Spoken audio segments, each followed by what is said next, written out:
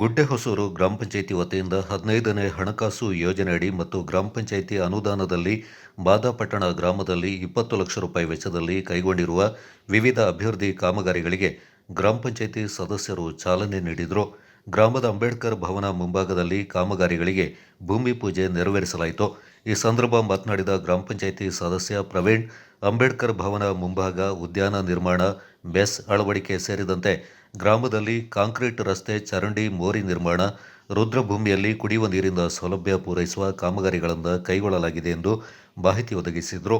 ಗ್ರಾಮ ಪಂಚಾಯಿತಿ ಸದಸ್ಯರಾದ ಶಿವಪ್ಪ, ಪ್ರವೀಣ್, ಸೌಮ್ಯ, ಉಮಾ, ಪಟ್ಟು, ಮಾದಪ್ಪ, ನಿತ್ಯಾನಂದ, ಸುಶೀಲ್ ಅವರು ಭೂಮಿ ಪೂಜೆಯನ್ನು ನೆರವೇರಿಸಿದರು.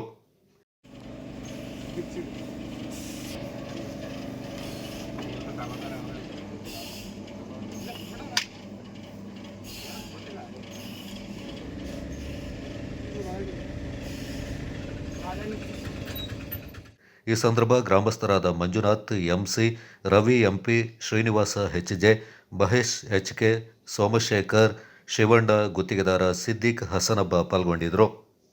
ನಾನು ಗುಡ್ಡೆಹೊಸೂರು ಗ್ರಾಮ ಪಂಚಾಯತ್ ಸದಸ್ಯ ಪ್ರವೀಣ್ ಅಂತ. ನಮ್ಮ ಮಾದಪಟ್ಟಣ ಗ್ರಾಮದಲ್ಲಿ ಇವತ್ತು ಗುಡ್ಡೆಹೊಸೂರು ಗ್ರಾಮ ಪಂಚಾಯತಿಯಿಂದ 15 ಹಣಕಾಸು ಮತ್ತು ಪಂಚಾಯತಿನಿಂದ ವಿವಿಧ ಕಾಮಗಾರಿಗಳನ್ನು ನೀಡುತ್ತೇವೆ. ಇವತ್ತು ನಮ್ಮ ಈ ಜಾಗದಲ್ಲಿ ಅಂಬೇಡ್ಕರ್ ಭವನದ ಉದ್ಯಾನವನ ಮತ್ತು ಪಾರ್ಕ್ ಅನ್ನು ನಿರ್ಮಿಸಲು ಗುದ್ಲಿ ಪೂಜೆ ಮಾಡಿರ್ತೀವಿ ಮತ್ತು ಬೇರೆ ಕಾಮಗಾರಿಗಳು ಇದರಲ್ಲಿ ಸೇರ್ಪಡೆಗೊಂಡಿರ್ತದೆ. ರಸ್ತೆ ಹಾಗೂ ಚರಂಡಿ, ಮೋರಿಗಳು, ಇತರ ಕಾಮಗಾರಿಗಳನ್ನು ಸೇರಿ ಗುದ್ಲಿ ಪೂಜೆ ನೆರವೇರಿಸುತ್ತೇವೆ.